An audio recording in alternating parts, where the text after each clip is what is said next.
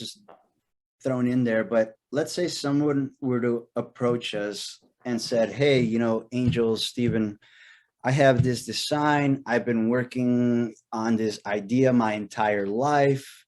And I finally want to, put in the investment to bring it back to life, to bring it to life. From your opinion, what would be the first thing that you would want to work with them? Once you refine the design,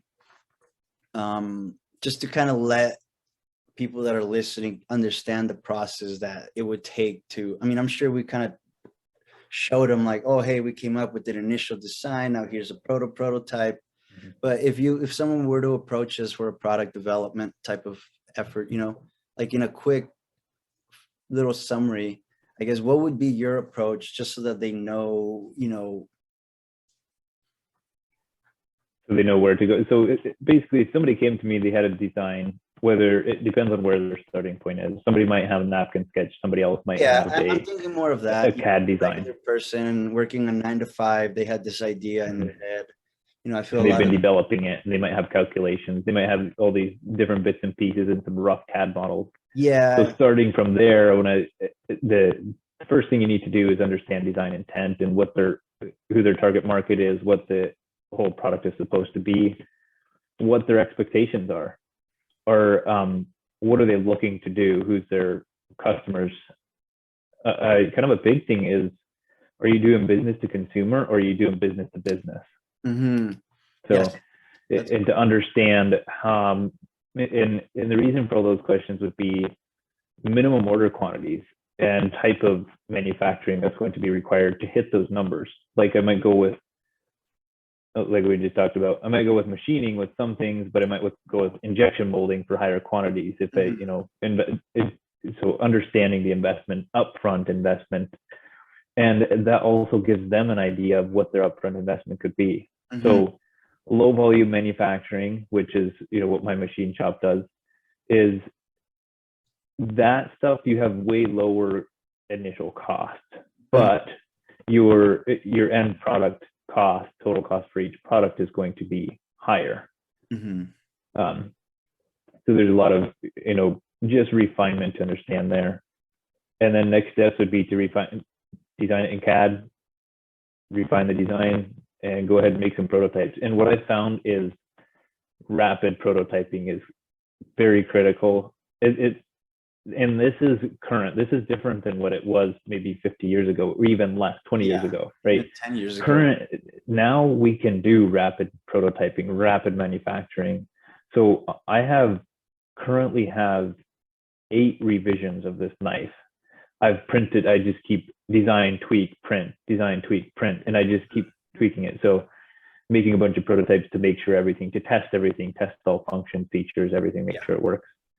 And then from there, you ramp up into some kind of production. You have to know too, is it something that can be protected? Intellectual property protection is kind of a key step if it's something that could be protected. True. And that you can basically outsource a patent lawyer. Yeah, absolutely. I would not touch that. I wouldn't mess with it.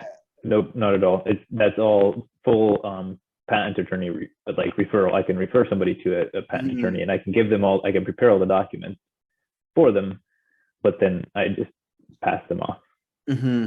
Because even then, you can build the BOM and the drawing and bill of materials and things like that. But I've noticed there's services that are strictly technical product patents offices, where they're we'll make you give us your product, and we'll make all the drawings and all the verbiage and everything for patenting. So yeah, I agree with you there. I wouldn't even mess with that. Yeah. But yeah, I just wanted to give anyone that's considering building a product or a prototype, there's especially now so many people working their jobs and people shifting jobs, that if someone has an idea, they can literally just email you or me or whoever and be like, hey, I want to kick off a company.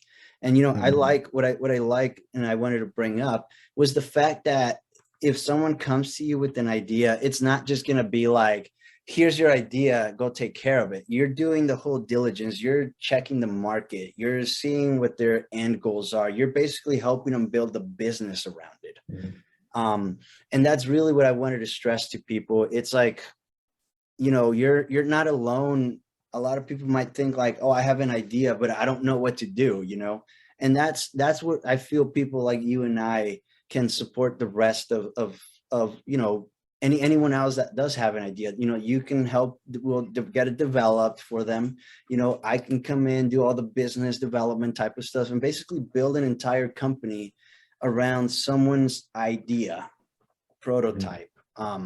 So you know, I just wanted to kind of give people a little view into what would go into it, maybe make it a little bit less intimidating for someone that has been thinking about inventing something.